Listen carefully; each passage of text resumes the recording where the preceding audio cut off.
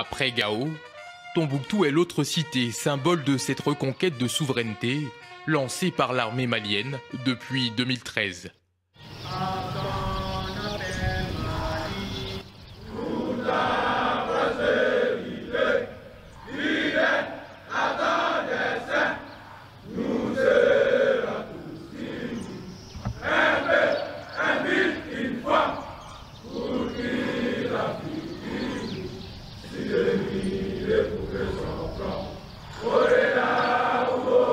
À l'aube du jour, dans la brume poussiéreuse d'une tempête de sable, la levée des couleurs sur la place d'armes du 51e régiment.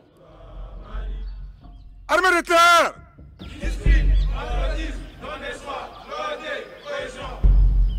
Fama! 5e région militaire! 5e région militaire! Repos!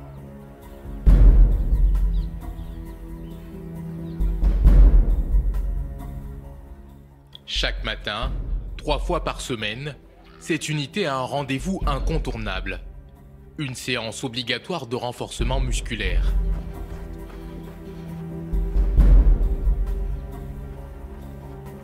Des sessions devenues d'autant plus incontournables depuis que l'armée fait face au défi de cette guerre asymétrique déclenchée par les mouvements terroristes.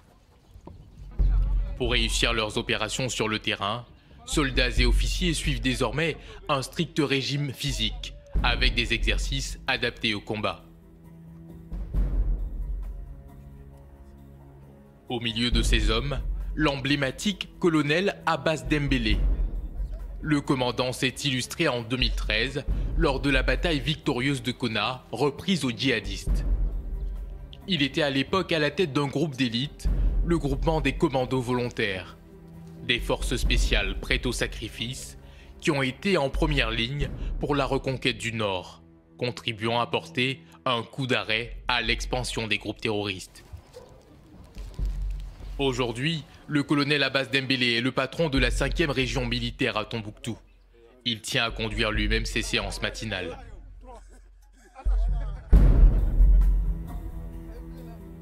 Ici, c'est un atelier de traction. C'est le début même de ce parcours réduit. Ça permet de procéder à un bon gainage et des bras. Ok, c'est comme ça. Là, c'est les bras qui travaillent, vous voyez bien. Les abdominaux, tout ce qui est haut du corps est très supérieur. Le mec, il peut les gainer avec quelques mouvements. Au suivant, allez. Évitez surtout de travailler en apnée. Il y a deux temps dans chaque mouvement musculaire. L'effort et le contre-effort. Je m'en vais donner un exemple concret. À l'effort, comme ceci. Au contre-effort, vous expirez. À l'effort, vous inspirez. Au contre-effort, vous expirez. Ok. Au suivant. Garder une forme physique optimale, un impératif pour ces militaires, désormais dotés de kits de combat pouvant peser jusqu'à 25 kg. De nouvelles dotations dans le cadre du réarmement de l'armée, engagé par la loi d'orientation et de programmation militaire. L'objectif de ce type d'entraînement est de permettre aux soldats de mieux utiliser leur équipement dans toute situation de combat, et notamment pour affronter des groupes armés parfois plus mobiles et plus souples dans leur mode d'action. Après tous ces scénarios, on vient ici s'accrocher et on fait du coucher relevé pour renforcer la ceinture abdominale. Allez, top, c'est parti.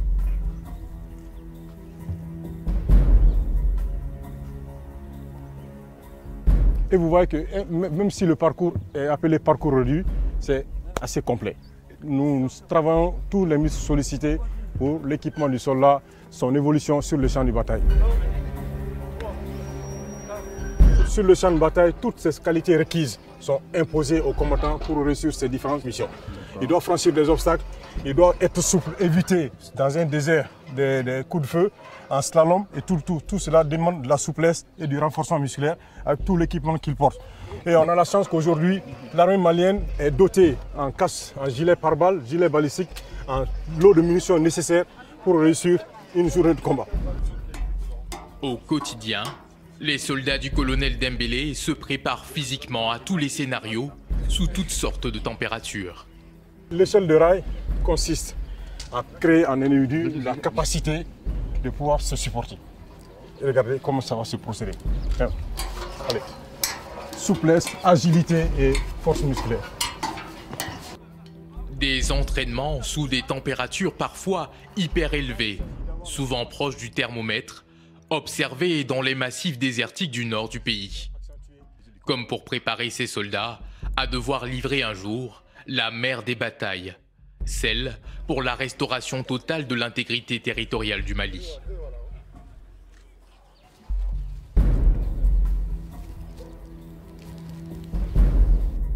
Au combat, le temps est un impondérable.